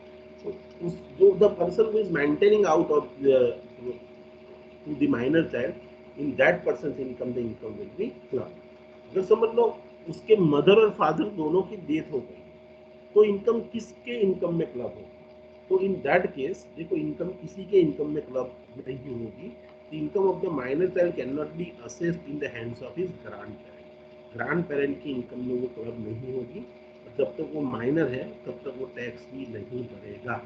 Okay, जब माता पिता में से कोई एक जिंदा है तो उसकी इनकम में ऐड। अभी आप देखो माइनर की इनकम जब भी आप ऐड करते हो, मैंने इनकम मतलब ये अदर सोर्सेज में भी आपको ये पढ़ाया हुआ था कि जब भी माइनर की इनकम उसके पेरेंट्स की इनकम में क्लब करते हो, तो 10,000 रुपये माइनर की इनकम है, वो इनकम आप माइनर की इनकम उसके फादर में 10,000 की इनकम ऐड करते हो, तो पूरा 10,000 ऐड नहीं करना है, उसमें से सेक्शन 10 सबसेक्शन 32 में 1500 का एग्जम्पशन मिलता है। Suppose my son is there, उसके नाम पे कुछ एफडी पड़ी है और वो एफडी का 50,000 रुपया ब्याज आ रहा है, तो मेरे सन का जो 50,000 ब्याज आ रहा है वो मेरी इनकम में ऐड होगा, लेकिन पूरा 50,000 नहीं, 50,000 में से 1500 का एग्जम्पशन मिलेगा। मतलब 48,500 will be club in my income, वो इनकम मेरी इनकम में क्लब होगी। मतलब I will get the exemption of 1500, 1500 का मुझे एग्जम्पशन मिलेगा। Okay, now see, suppose income arising to the minor married daughter, तो गुणोज कहेवाय कि माइनर मैरिड डॉटर मतलब वो minor means what was not completed the age of 18, लेकिन फिर भी अगर आपने माइनर मैरिड डॉटर है उसका मैरिज कर दिया, हजू नानी है छोकरी 18 वर्ष नहीं थे, बट आपने उसका मैरिज कर दिया, अभी तो वो अपने हस्बैंड के साथ रहती है, फिर भी सपोज आपने उसके नाम पे 50 लाख रुपया रखा है, उसका 2 लाख ब्याज आ रहा है, तो उसके हस्बैंड के इनकम में वो क्लब नहीं होगा। That income again so far as she is a minor जब तक उसका नया मतलब उसका पैन कार्ड नहीं आता, वो इनकम आपकी इनकम में, मतलब पेरेंट की इनकम में ही, दोनों में से जो पेरेंट की इनकम ज्यादा है उसकी। ओके, तो देखो अगर माइनर मैरिड डॉटर है तो भी इनकम आपकी इनकम में ही क्लब होगा। ओके, अभी देखो, the minor attains the majority during the previous year. So income till the date of attaining the majority is club. Suppose during the previous year, suppose एक date of birth ले लेते हैं, suppose किसी की date of birth है 1 जनवरी, okay, और 1 जनवरी date of birth है, उसने 17 साल कंप्लीट कर दिए और 18वें साल में प्रवेश करती है 1 जनवरी, ओके, और ये साल में उसने ऐसी इनकम अर्न की है कि माइनर चाइल्ड को 1 लाख रुपए की इनकम हुई है, और 1 लाख में से उसने 70,000 वो माइनर से मेजर हुई उससे पहले अर्न की है, और 30,000 वो 30 जनवरी के मतलब 1 जनवरी के बाद अर्न कर। तो ये इनकम तो कब उसने अर्न की, when she attend the majority, और ये इनकम उसने कब अर्न की, when she was a minor. So suppose during the previous year, if the he or she a minor child is attending the majority, the income till the date he attend the majority will added in the income of the either of the parents। और ये देखो अभी तो इसका pan card आ जाएगा, इस पे तो वही टैक्स पे करेगा क्योंकि नाउ शी और he is the major.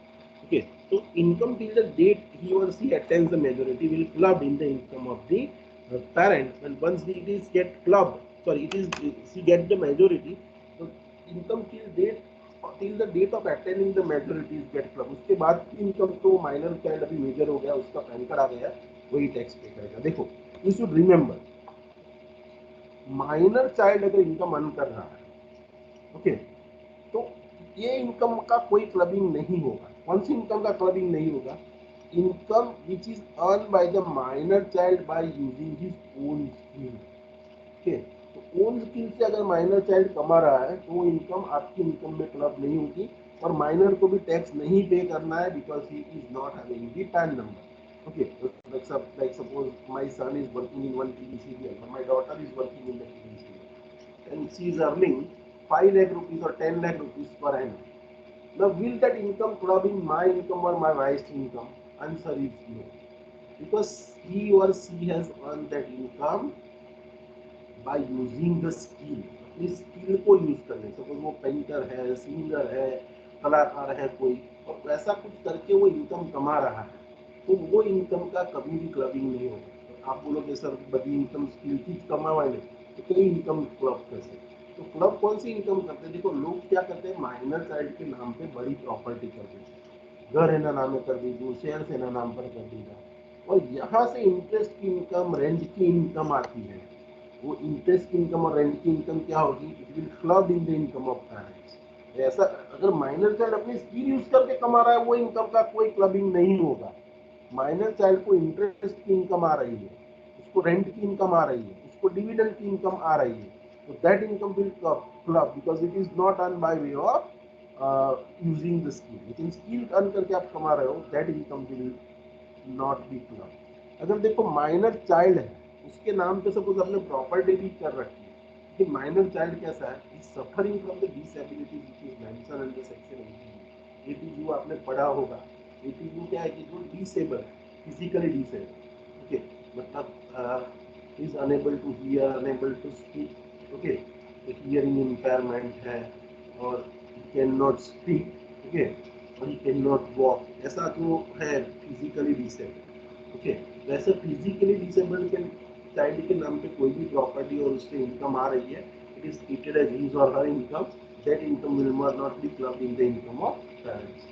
So see, these points we are supposed to keep in your mind कि माइनर चाइल्ड की इनकम मदर और फादर दोनों में की जिसकी इनकम हायर है उसमें ऐड होती है, और पेरेंट्स का डिवोर्स हो गया तो जो पेरेंट मेंटेन करता है उसकी इनकम में क्लब होती है। जब दोनों की डेथ हो गई है तो इनकम किसी में क्लब नहीं होगी, ग्रैंडफादर में भी क्लब नहीं होगी। जब भी ऐड करते हो 1500 डेज करके ऐड करना है, 1500 का एग्जम्पशन मिल जाएगा। माइनर डॉटर का मैरिज हो गया तो भी इनकम फादर की इनकम या मदर की इनकम में क्लब होगी।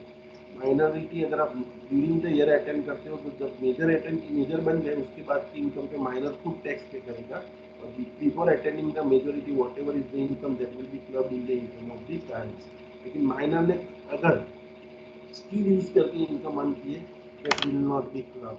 अगर माइनर ने इनकम अर्न की है लेकिन वो इनकम, वो माइनर चाइल्ड कैसा है, फिजिकली डिसेबल है, तो उसकी इनकम क्लब नहीं है। ओके, नाउ सी, ये एचयूएफ का एक पॉइंट है, income from the self acquired property converted into HUF property for इनएडिक्वेट consideration. So income derived by the HUF from such property will be clubbed in the income of transferor. एक suppose समझ लो HUF क्या होता है, कि हमारे India में बहुत अच्छा कॉन्सेप्ट है, अभी ये कॉमन सिविल कोड आ जाएगा ना, ये HUF का कॉन्सेप्ट निकल जाएगा। Okay, HUF is under the Hindu law, इसलिए कॉमन सिविल कोड जब आ जाएगा, देखो हमारे इंडिया में एक हिंदू लॉ भी है, एक मुस्लिम लॉ भी है, एक क्रिश्चियन कम्युनिटी के लोगों के लिए अलग लॉ है। Okay, like under the Hindu law only one marriage is permitted, under the Muslim law more than one marriage is may be permitted, so far as I have knowledge. Okay, तो ऐसे अलग अलग लॉज बने हुए हैं। तो ऐसे हिंदू लॉ के हिसाब से हमारे इंडिया में ऐसा है कि अगर कोई का फैमिली बिजनेस है तो फैमिली बिजनेस को आप HUF कह सकते हो, इसका इनकम टैक्स के अंदर रजिस्ट्रेशन करा दो आप, और ये HUF का आप एक पैन निकाल देना। So now you and your business both will be separate person. Okay, like suppose मैं हूँ, मेरी वाइफ है और मेरा सन है, हम तीनों मिलके एक बिजनेस कर रहे हैं। तो हमने क्या किया, एक सपोज XYZ करके एक HUF बना दिया, XYZ एंड कंपनी, ये HUF बना दिया। ओके, और ये HUF जो है इसका हमने अलग से पैन नंबर दे दिया। देखो, और ये सभी लोग करते हैं कि आप सपोज मैं अपना एक HUF बना देता हूँ, तो हम क्या होगा कि ये HUF का अलग पैन करा गया, उसकी एक अलग बेसिक एग्जम्पशन लिमिट आ गई। ओके, तो यहाँ पे मैं टैक्स बचा सकता हूँ। तो कुछ लोग क्या करते हैं, suppose mister Hemant is there, उसके पास 2-3 घर है। ओके, और उसकी रेंट की इनकम आ रही है, तो उसने क्या किया, सेल्फ जनरेटेड असेट है, उसने अपने पैसों से अपनी मेहनत करके घर लिए और घर किराए पे दिए, और यहाँ से रेंट की इनकम आ रही है। तो ये तीनों घर से रेंट की इनकम आ रही है साल की 2,50,000, और ये घर मैं अपने पास ही रखूंगा, ये 2,85,000 इनकम मेरी इनकम में क्लब हो गया। लेकिन मैंने क्या यूज किया आइडिया, तो मैंने अपने नाम का एक HUF बना लिया। ओके, और HUF का अलग से पैन ले लिया, और ये सभी प्रॉपर्टी मैंने HUF के नाम पे ट्रांसफर कर दिया। अब ये इनकम जो भी जनरेट होगी वो किसकी होगी, HUF की। लेकिन क्लबिंग का प्रोविजन क्या कहता है, सपोज आपकी कोई भी self generated income, suppose acquired converted into HUF property, मेरी खुद की प्रॉपर्टी मैंने HUF की प्रॉपर्टी में कन्वर्ट कर दिया, कि मेरी खुद की प्रॉपर्टी मैंने HUF की प्रॉपर्टी में कन्वर्ट कर दिया। सो इन दैट केस प्लीज बेटा,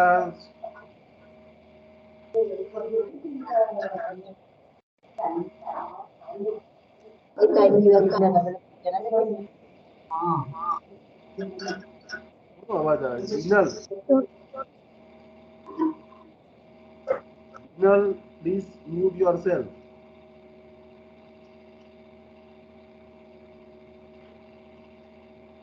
So what I was discussing with you, अगर आप आपकी खुद की प्रॉपर्टी HUF को ट्रांसफर कर देते हो, तो वो प्रॉपर्टी से जो भी इनकम जनरेट होती है, तो that income will be clubbed in your income, okay, in the income of transferor, और वो इनकम HUF की इनकम नहीं बन जाए। Suppose clubbing after partition, suppose समझ लो HUF का पार्टीशन कर दिया।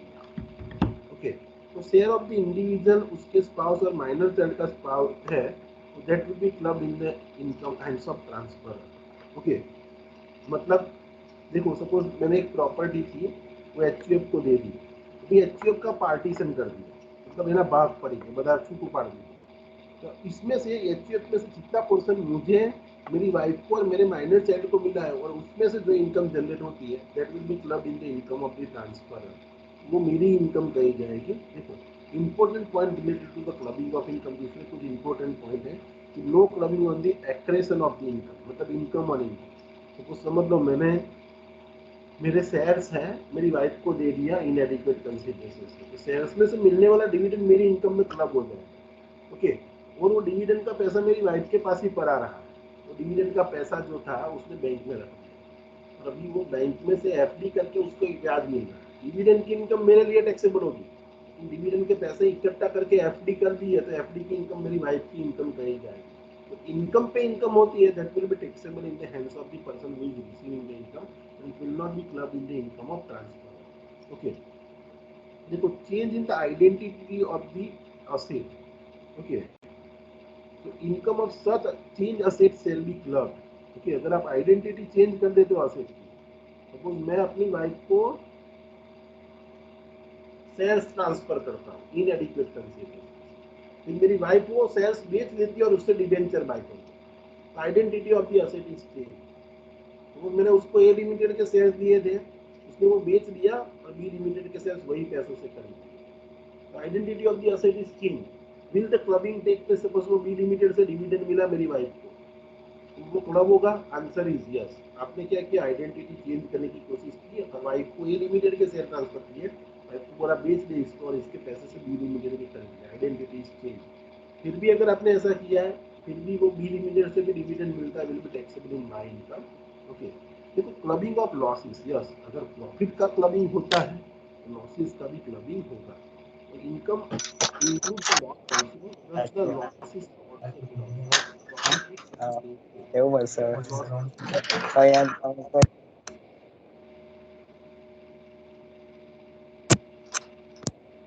कौन से आ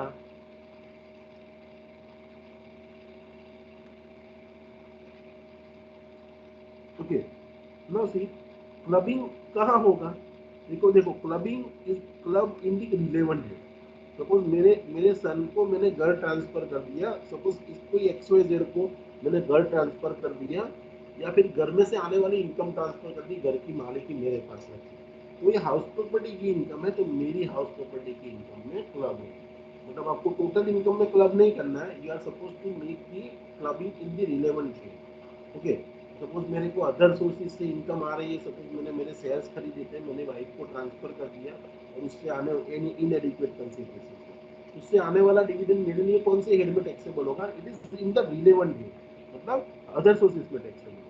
Okay, so this is what we have to understand. Now, so there is one example on this clubbing of income, so that you can see.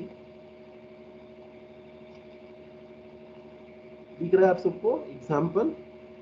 Okay, देखो ये Yes, दो sir. Example Yes, sir. है। 15 तो Yes, sir.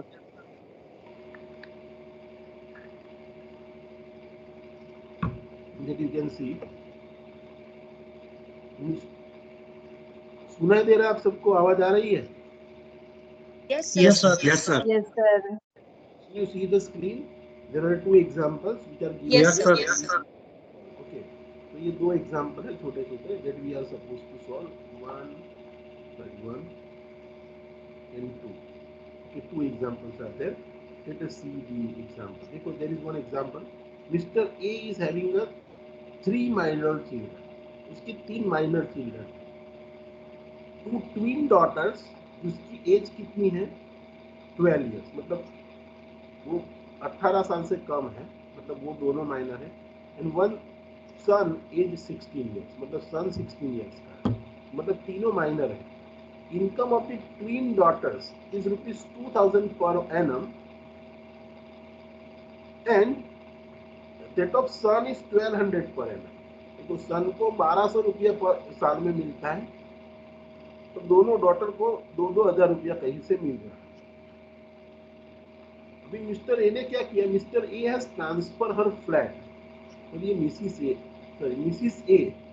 Has transfer his flat to her minor son on 1/4/2021 out of the natural love and affection. Natural love of and affection मतलब section 25 income, मतलब अपना mercantile law में contract act का without consideration, love and affection मतलब अपने consideration के बिना आपने ट्रांसफर किया, ठीक है।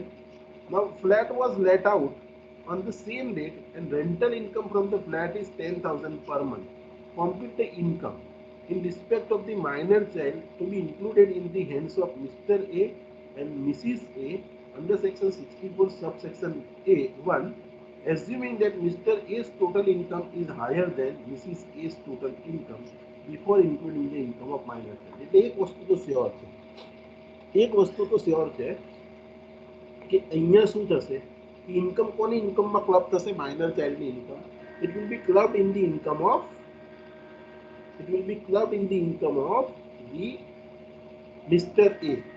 मिस्टर ए की इनकम में क्लब होगा, मिसिस ए की इनकम में नहीं होगा, क्योंकि मिसिस ए कौन है?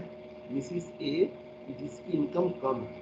अभी देखो दो माइनर डॉटर है, उसकी पर पूरे साल की इनकम कितनी हो रही है? पर मंथ 2000, मतलब दो माइनर चाइल्ड की डॉटर है, उसकी 4000 इनकम हुई।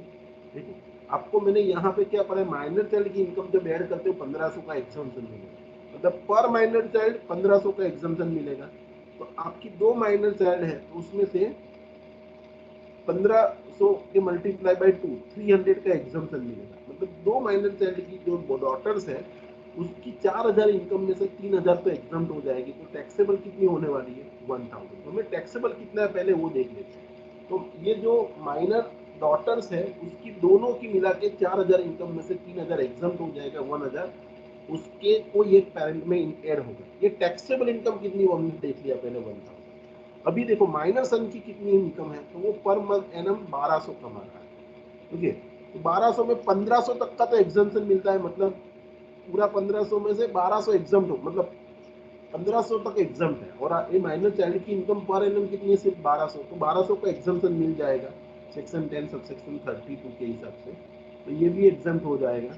तो मतलब माइनर चाइल्ड की इनकम जो सन है उसकी नील हो जाएगी। और देखो ये टोटल इनकम ये 1000 तीनों की इनकम है, तो मिस्टर ए की इनकम में क्लब होगा। अभी वो घर ट्रांसफर किया, उसका क्या करेंगे? उससे भी इनकम आ रही है, लेकिन मैंने क्या बताया कि अगर आप कोई भी एसेट ट्रांसफर करते हो, ओके, तो देखो as per section 27 sub section 1 अगर आप इनएडिक्वेट, मैंने ये प्रोविजन क्लबिंग का नहीं है, ये प्रोविजन हाउस प्रॉपर्टी का। मैंने आपको आगे भी बताया कि अगर आप इनएडिक्वेट कंसिडरेशन से किसी को भी प्रॉपर्टी दे देते हो हाउस प्रॉपर्टी की, क्योंकि यहाँ क्लबिंग में मैंने यहाँ पे क्या पढ़ाया, देखो यहाँ पे अदर देन हाउस प्रॉपर्टी, यहाँ पे क्या बताया? अदर देन हाउस प्रॉपर्टी, मतलब हाउस प्रॉपर्टी की इनकम क्लबिंग के हिसाब से क्लब नहीं होती। हाउस प्रॉपर्टी के केस में क्या है कि अगर आप इनएडिक्वेट कंसिडरेशन से हाउस प्रॉपर्टी किसी को भी ट्रांसफर करोगे, भले आप ट्रांसफर कर देते हो, लेकिन ट्रांसफरर को ही डीम्ड ओनर माना जाता है। तो यहाँ मिसिस ए ने अपने सन को प्रॉपर्टी दे दी, फिर भी वो उसका सन है वो प्रॉपर्टी का मालिक, भले दुनिया की नज़र में, इनकम टैक्स की नज़र में Mrs A is concern will be treated as a deemed owner. तो इसकी जो वाइफ मिसिस ए है, मिसिस ए ही उसकी ओनर कही जाए। तो भले उसने सन को इनकम दे दी, प्रॉपर्टी दे दी, लेकिन वो इनकम मिसिस ए की ही कही जाएगी, and Mrs A is liable to pay the tax on the 10,000। तो देखो यू कैन सी हियर, तो यहाँ ये मिस्टर ए की इनकम में कितना क्लब होगा? ये 1000, वो हमने गिन लिया। देखिए देखो as per section 27 sub section 1 Mrs. A is treated as a deemed owner of the house property as she has transferred under the natural love and affection and not constitute the adequate consideration। मतलब consideration के बिना अगर आप किसी को भी property transfer करते हो तो you will be treated as a deemed owner, और whosoever is a deemed owner is liable to pay the tax under the income tax act, house property का section 27 ऐसा कहता है। तो accordingly the income from house property of 84,000 कैसे गिना? देखो flat की इनकम कितनी है? 10,000 पर मंथ। देखो उसने मिसिस ए ने क्या किया? 10,000 कौन से मंथ में ट्रांसफर किया? यू कैन सी हियर 1/4/2021 को उसने प्रॉपर्टी दे दी, ठीक है, मतलब एक, और इसका मंथली रेंट कितना आ रहा है?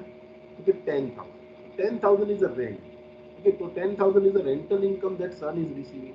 तो 12 महीने का कितना होगा? 1,20,000। और अगर आपको हाउस प्रॉपर्टी में पता हो कि हाउस प्रॉपर्टी की जो भी इनकम होती है, ठीक है, उसमें से 30% स्टैंडर्ड डिडक्शन मिलता है। तो स्टैंडर्ड डिडक्शन 30% दे दिया कि हमने हाउस प्रॉपर्टी में पढ़ा ही। तो 1,20,000 में से 1,20,000 का 30%, ओके, निकल गया। तो 1,20,000 में से 1,20,000 का 30% मतलब 36,000 निकल गया। तो बाकी कितना हो गया? 84,000। 84,000 इज ए इनकम, और वो इनकम किसकी कही जाएगी? मिसिस ए की इनकम। यहाँ क्लबिंग का कोई क्वेश्चन ही नहीं है, ये इनकम मिसिस ए की रहेगी क्योंकि वो डीम्ड ओनर है। ओके, तो सी यहाँ पे क्या लिखा? Will be taxable directly in the hands of dean owner, मतलब मिसिस ए ही ओनर रहेगी और उसके लिए टैक्सेबल होगा। And consequently clubbing provision would not be attractive. Clubbing provision house property अगर आपने किसी से वो इनएडिक्वेट कंसिडरेशन से किया है तो क्लबिंग के प्रोविजन एप्लीकेबल नहीं होता, क्योंकि हाउस प्रॉपर्टी की प्रोविजन ही क्लबिंग ऑटोमेटिक करवा देता है।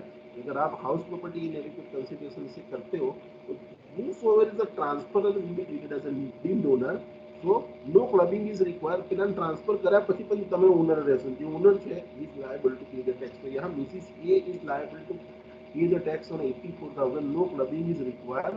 और देखो मिस्टर ए की इनकम में कितना क्लब होगा, ये 1000, 4000 બે છોકરીઓને આયા હતા એમાંથી 3000 એક્ઝામ થઈ ગયા, તો અને છોકરાના કેટલા આયા હતા તો કે 1200 રૂપિયા, 1500 સુધી તો એક્ઝામ તો એટલે એમાંથી પણ નીલ થશે, એટલે ટોટલ 1000 રૂપિયા મિસ્ટર એની ઇન્કમમાં એડ થશે। Okay, so this is the point. I hope that you have understood this example.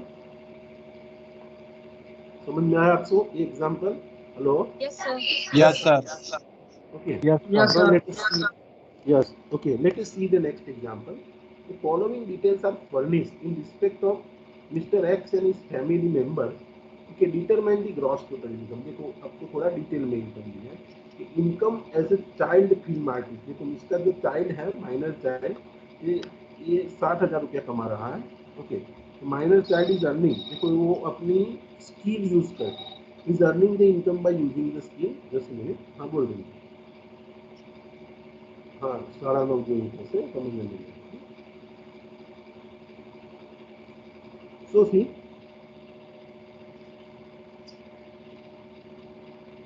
what I was discussing with you, yes. So income as a, देखो मिस्टर ए का एक ये मिस्टर एक्स और Mrs x का एक minor child है, वो film artist है, वो 60,000 की इनकम है वो कमा रहा है।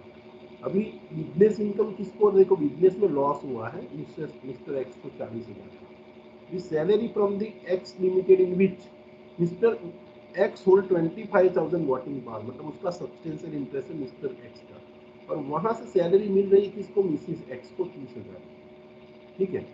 Now the share of the profit from the ABN company, देखो एबीएन कंपनी जो पार्टनरशिप फर्म कोई है उसमें से मिस्टर ए को शेयर ऑफ द प्रॉफिट मिला 40%, और उसका शेयर ऑफ द प्रॉफिट 20% मिल रहा है किसको, 10% उसके माइनर चाइल्ड को मिल रहा है।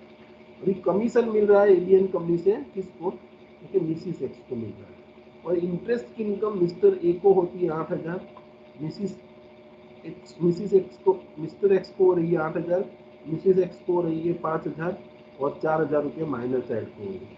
ओके, देखो यहाँ पे दूसरी नोट लिखी है कि Mrs X purchase the BCom degree and works as a accountant in the X limited and she does not render any services to ABN company. ABN company करके एक पार्टनरशिप फर्म भी है और एक एक्स लिमिटेड करके company भी है।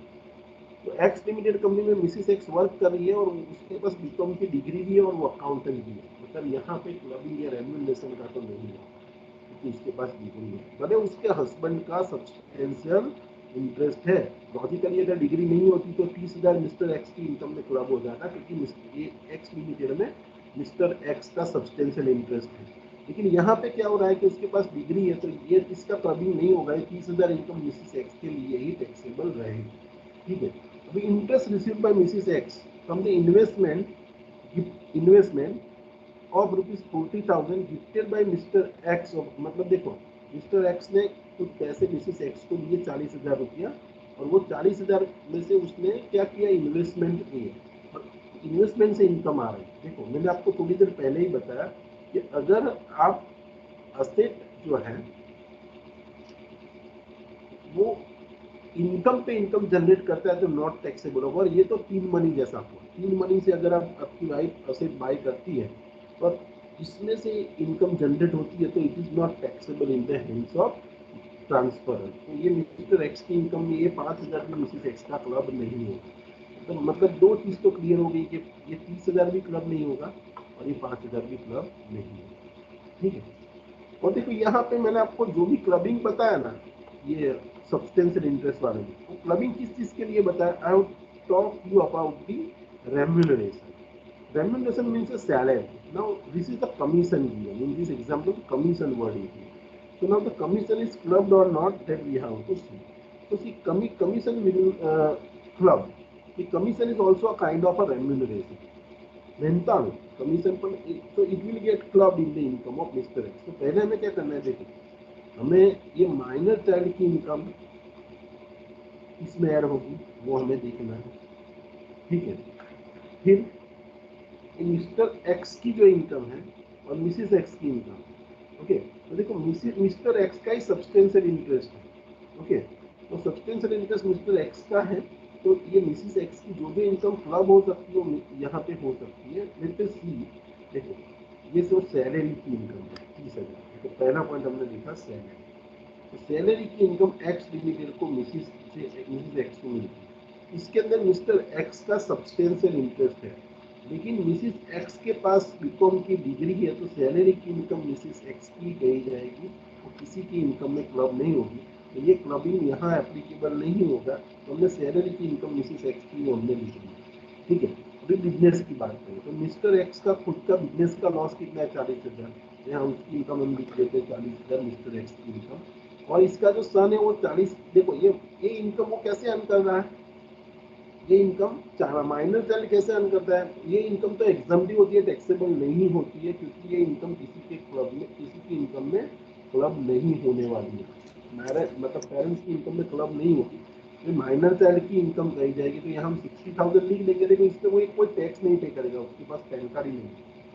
लेकिन दिखते हैं कि भाई इसकी इनकम कितनी है, तो 60,000 माइनर चाइल्ड की इनकम है। तो हमने ये तीनों की जो ओरिजिनल अपने काम से आने वाली इनकम है वो लिख दी है कि मिसिस एक्स जॉब करती है, उसकी इनकम 30,000 उसके लिए टैक्सेबल होगी। उसकी इनकम उसके हस्बैंड के इनकम में क्लब नहीं होती, क्योंकि मिसिस एक्स के पास बीकॉम की डिग्री है, ठीक है।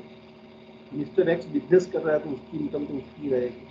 और माइनर चाइल्ड आर्टिस्ट है, तो उसकी इनकम किसी में क्लब नहीं होगी। मैंने आपको बताया कि अगर आप कोई स्किलफुल काम करके माइनर चाइल्ड अर्न करता है, तो that income will not be club, no income will be club when there is a you have earn the income by skill. तो ये क्लबिंग इनकम, ये जो 60,000 है वो माइनर चाइल्ड का ही रहेगा। तो तीनों का अपने काम से आने वाला पैसा हमने लिख दिया, ये कहीं पे क्लब होने वाला नहीं है, ठीक है। अगर ये मिसिस एक्स बीकॉम नहीं होती तो ये 30,000 यहाँ टैक्सेबल हो जाता। क्यों? क्योंकि Mrs x is receiving the salary from x limited, जिसके अंदर एक्स का 25% हिस्सा है। तो ये इनकम यहाँ क्लब हो जाती, लेकिन यहाँ क्लब क्यों नहीं किया, क्योंकि मिसिस एक्स के पास डिग्री है, तो क्लब नहीं। अभी देखो ये हमने धंधे की इनकम लिख दी। अभी अदर सोर्सेज की इंटरेस्ट इनकम, देखो इंटरेस्ट इनकम जो है वो कितनी है, देखो मिस्टर एक्स की 8,000, ठीक है। और मिसिस एक्स जो है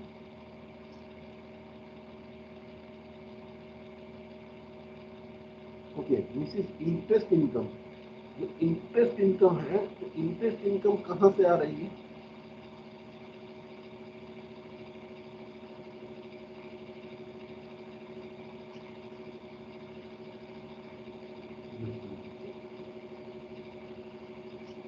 इन्वेस्टमेंट या अच्छा। इंटरेस्ट इनकम देखो, मिस्टर एक्स की इंटरेस्ट इनकम 8,000 हुई, मिस्टर एक्स की इंटरेस्ट इनकम 8,000 हुई, ठीक है। और ये 8,000 देखो यहाँ पे क्या लिखा, interest received by Mrs X from the investment out of the 40,000 gifted, okay, by mister X from her own resources, okay. Own resources में उसने उसने दिया, ओके। और वहां से 40,000 का इनकम अराइज होगा,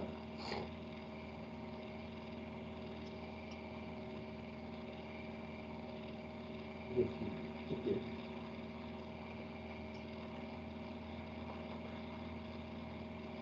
ठीक,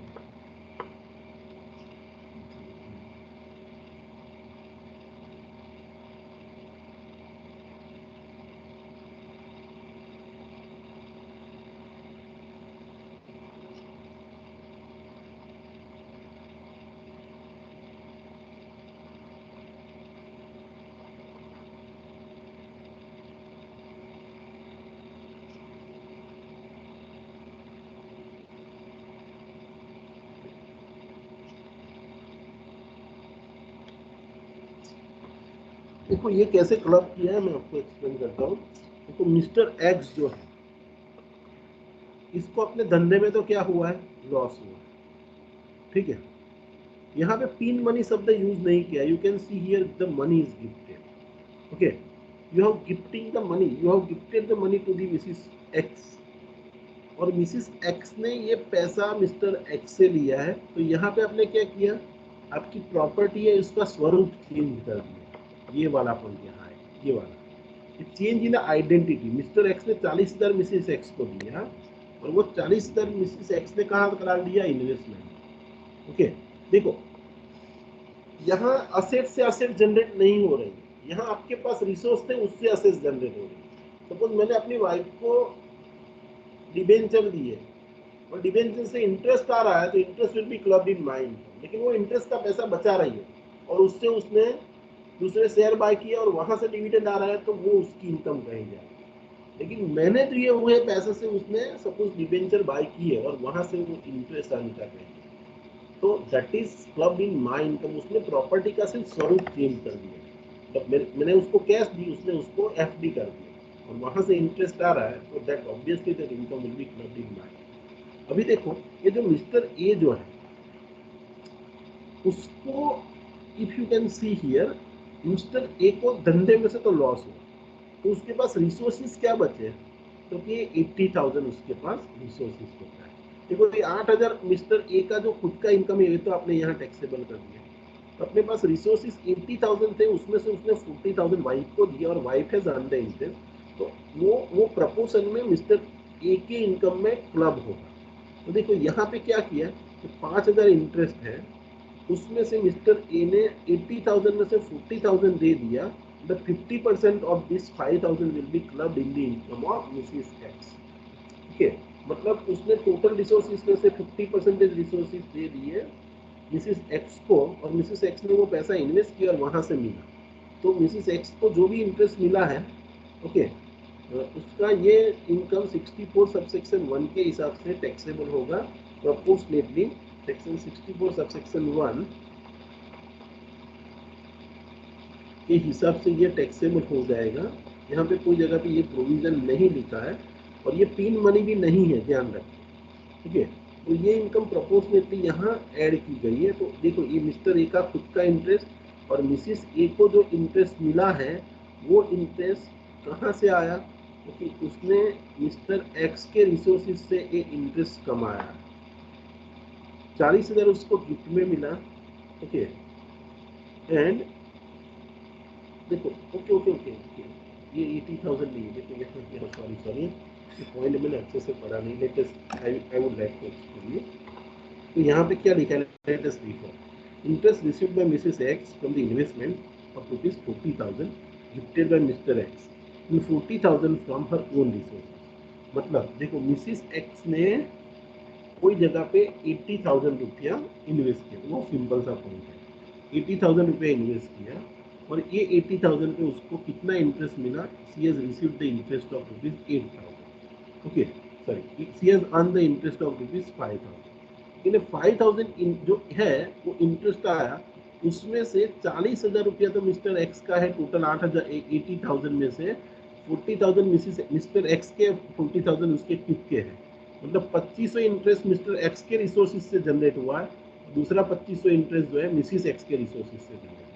तो 2,500 तो मिस्टर एक्स की प्रॉपर्टी से जनरेट हुआ है, दैट इज गेट क्लब. अगर ये इसकी जगह पिन मनी बोल दिया तो इंटरेस्ट क्लब नहीं होता. लेकिन इसने मिस्टर एक्स ने, इस मिसिस एक्स ने 80,000 कोई जगह पे इन्वेस्ट किया और वहां से 5,000 इंटरेस्ट मिला. ये 5,000 यहाँ देखो मिस्टर ए में क्लब हो जाएगा 5,000, और 2,500 बाकी का इंटरेस्ट जो बचा वो मिसिस एक्स के लिए टैक्सेबल होगा. तो you can see the interest income, mister A का 8,000 प्लस मिसिस ए का 2,500 करके 10,500 हुआ, और ये 2,500 मिसिस एक्स का खुद के रिसोर्सेज से जो आया है. मतलब 80,000 इन्वेस्टमेंट किया, उसमें से 5,000 इंटरेस्ट आया, तो 40,000 पे आने वाला इंटरेस्ट इसमें जाएगा और 40,000 वाला इसमें जाएगा. समझ में आप सबको ये point? Anyone has any doubt in this point? I was confused little bit, but I hope that now you are clear. I am also clear. Hello. Yes, sir. Yes, sir. समझ में आया Yes, ना? sir. Yes, sir. Okay. Yes, sir. अभी देख, अभी मैंने क्या किया, माइनर चाइल्ड की कोई इनकम देखो, माइनर चाइल्ड को 60,000 यहाँ से मिल रहा है, वो तो किसी में क्लब नहीं होगा. मतलब पहले मैंने क्या किया, देखो मिस्टर एक्स और मिसेस एक्स की इनकम कैलकुलेट की, ये माइनर चाइल्ड की कोई इनकम अभी अब तक हमने कैलकुलेट नहीं की, माइनर चाइल्ड की ये इनकम है वो तो क्लब होने वाली नहीं है, इसको हमने सिर्फ डी रखा है। अभी आप देखो, अभी मैंने इनकम कैलकुलेट की, मिस्टर ए को अपने बिजनेस में से 40,000 का लॉस होता है, मिसिस ए को अपने नौकरी में से 30,000 की इनकम होती है। अभी मिस्टर ए की इनकम मैंने कैलकुलेट की इंटरेस्ट की, तो इसकी 10,500 आती है, इसकी 2,500 आती है, ठीक है। अभी देखो यहाँ पे एक दूसरा पॉइंट भी लिखा है, share of the profit from the firm. Now see tell me, if you receive the share of the profit from the partnership firm, will it be taxable in your hand or not? अगर आप कोई partnership firm में partner हो और वहां से आपको आपका हिस्सा मिलता है, वो आपके लिए टैक्सेबल होगा या नहीं होगा? Non taxable. Not taxable. Not taxable. Not Not taxable. taxable. क्योंकि उस पे क्या होगा, फर्म टैक्स पे कर देता है, फिर Not आपको आपका taxable. हिस्सा मिलेगा। तो आपका हिस्सा आपसे टैक्स लिया जाएगा, तो it will result into double tax. ये शेयर ऑफ द प्रॉफिट है ना, वो एग्जम्प्ट होगा। देखो यहाँ पे भी एक नोट लिख दिया है, share of the profit received from the firm is exempt. तो ये जो शेयर ऑफ द प्रॉफिट है पूरा, वो पूरा एग्जम्प्ट हो जाएगा, ना तो मिस्टर एक्स में ऐड होगा ना तो मिसेस एक्स में ऐड होगा। You have to write down one point that it is exempt, तो ये एग्जम्प्ट हो गया। देखो अभी आप देखो, अभी हमने मिस्टर एक्स का इनकम कंप्यूट किया, दैट इज 29,500 माइनस है, और मिसिस एक्स का इनकम ऐड किया वो 32,500। अभी आप देखो, ये माइनर को भी 4,000 का इंटरेस्ट मिलता है, ये माइनर चाइल्ड है उसको भी 4,000 का इंटरेस्ट मिलता है। तो ये 4,000 का इनकम किसकी, देखो माइनर चाइल्ड की ये तो स्किल से अर्न की गई हुई इनकम है, ये तो कोई जगह पे क्लब नहीं होगी। लेकिन माइनर चाइल्ड की ये 4,000 इनकम है, ये अनस्किल्ड, ये इंटरेस्ट इनकम है, इसका क्लबिंग होगा। और वो क्लबिंग किस में होगा, देखो मैंने क्या प्रोविजन आपको पढ़ाया, हमने पढ़ा प्रोविजन क्या, कि income will be added in the income of the minor child whose income, sorry, in the income of the parent whose income is higher, greater। मतलब ये इनकम ऐड करने से पहले दोनों में से जिसकी इनकम ज्यादा होगी उसमें ऐड होगा। देखो हमने क्या किया, पहले मिस्टर ए के बिजनेस की इनकम लिख दी, मिसेस एक्स की लिख दी, फिर इंटरेस्ट का क्लबिंग हमने जो करना था कर दिया, ठीक है। अभी ये पॉइंट आया कि दोनों की हमने इनकम कंप्यूट कर दी, ठीक है। तो टोटल क्लबिंग की इनकम, क्लबिंग करने से पहले की इनकम हमारी हुई मिस्टर ए की 29,500 और मिसेस एक्स की हुई 32,500। नाउ ये इंटरेस्ट 4,000 माइनर चाइल्ड है, उसकी इनकम में ऐड होगा, दोनों में से किसकी ज्यादा है income? Mrs. X. Mrs. X. इसका कितना इंटरेस्ट मिला है? 4,000। 4,000 में से 1,500 का तो एग्जम्पशन मिलेगा, मतलब 2,500 इंटरेस्ट माइनर चाइल्ड का उसकी मदर की इनकम में ऐड होगा, क्योंकि उसकी मदर की इनकम ज्यादा है। अभी हम बात करते हैं commission. Commission is a kind of remuneration, you can C commission. Commission देखो, मिसिस ए को 20,000 का कमीशन मिल रहा है एबीएन कंपनी से, ओके। और एबीएन कंपनी जो है उसमें मिस्टर ए का कितना शेयर है, यू कैन सी हियर, यहाँ पे शेयर लिखा है, यहाँ पे शेयर लिखा है मिस्टर ए का 40%, और उसके सन का है 10%। मतलब mister A is holding the substantial interest, और वहां से ये मिसिस ए को 20,000 रुपया कमीशन मिल रहा है। Commission is also a kind of a remuneration. देखो, तो ये रेम्यूनरेशन, ये कमीशन, दोनों में से जिसकी इनकम मतलब ज्यादा, मतलब देखो यहाँ तो मिसिस ए तो फर्म में पार्टनर ही नहीं है, तो जो जिसका सब्सटेंशियल इंटरेस्ट ज्यादा उसकी इनकम में ये रेम्यूनरेशन, ये कमीशन ऐड होगा। मतलब देखो, ये कमीशन भले मिसिस एक्स ने अर्न किया है, but it will be clubbed in the income of mister A, because Mr. A is having a substantial interest in the firm income where he is receiving the commission। तो ये भले 20,000 wife को मिल रहा है, लेकिन it will be clubbed in the income of Mr. A। देखो mister A की 29,500 negative income थी, उसमें से 20,000 पॉजिटिव इनकम ही आ गई, तो मिस्टर ए की ग्रॉस टोटल इनकम कितनी हो जाएगी? 9,500। अभी मिसिस ए की इनकम आप देखो तो ये 30,000 है, अपने बिजनेस धंधे मतलब अपनी जॉब करके वो कमाया, 2,500 उसका खुद का इंटरेस्ट का इनकम है, 2,500 अपने बेटे की इनकम ऐड हुई, तो मिसिस ए की हुई 35,000। और मिस्टर ए, ये जो चाइल्ड है उसकी 4,000 इनकम थी, ये विदाउट स्किल वाली थी, हमने क्लब कर दी, और ये चाइल्ड की ये 60,000 इनकम चाइल्ड की कही जाएगी। देखो इसके लिए वो कोई टैक्स भरेगा नहीं, लेकिन उसकी इनकम है 60,000, ऐसा हम कह सकेंगे। देखो, income of the child will be club in the parents whose income is greater, तो ये 25 हमने ऐड किया, ये तो स्किल वाला इसीलिए कहाँ पे ऐड नहीं होगा। Thus the income of the minor child will be clubbed in the income of Mrs. X, और ये 60,000 पे माइनर चाइल्ड टैक्स नहीं पे करेगा। ओके, तो I hope that you have understood this example. Any doubt? देखो, ऐसा सम आता है तो सबसे पहले क्या करना है, अपनी पर्सनल, देखो माइनर की जो इनकम हमने पहले ये देखी, अपने धंधे से जो क्लब होने वाली नहीं ऐसी इनकम आप देख लो। क्लब नहीं होने वाली ये इनकम ये है, और ये सैलरी है क्लब नहीं होने वाली, तो क्लब नहीं होने वाली इनकम हमने देखी। फिर हमने क्या किया, फिर हम देखते हैं कि क्लब वाइफ की और हस्बैंड की एक दूसरे में कौन सी इनकम क्लब हो सकती है। तो ये इंटरेस्ट का इनकम हमें लिखा कि भाई ये क्लब हो सकता है, तो वाइफ की इनकम हमने देखा कि भाई ये इंटरेस्ट का इनकम वाइफ का है, वो हस्बैंड में क्लब हो जाता है। फिर ये माइनर चाइल्ड की इनकम ऐड करने से पहले का जितना भी क्लबिंग हो हमने कर दिया, that clubbing we did. Okay, तो ये कमी क्लबिंग हमने कर दिया, तो क्लबिंग हमने कर दिया, यहाँ पे ये आ गया, माइनर चाइल्ड की इनकम इसमें ऐड हो जाएगी। अभी कमीशन टू द स्पाउस, देखो कमीशन टू द स्पाउस, देखो ये मैंने पहले भी ऐड कर दिया होता वाइफ की इनकम में तो भी चलता, मतलब ये वाइफ की इनकम यहाँ ऊपर ऐड कर दी होती तो भी क्या होता, तो भी आंसर में आपका कोई फर्क नहीं होता। ओके, ये हम पहले भी कर सकते हैं, क्योंकि कमीशन जो स्पाउस को पे किया है वो हम पहले भी, क्योंकि यहाँ हमें पता है कि मिस्टर एक्स का यहाँ पे 25% हिस्सा है, तो ये जो कमीशन, सॉरी 40% हिस्सा है, और वही फर्म से अगर वाइफ को कमीशन मिल रहा है तो that commission will be added in the income of mister A.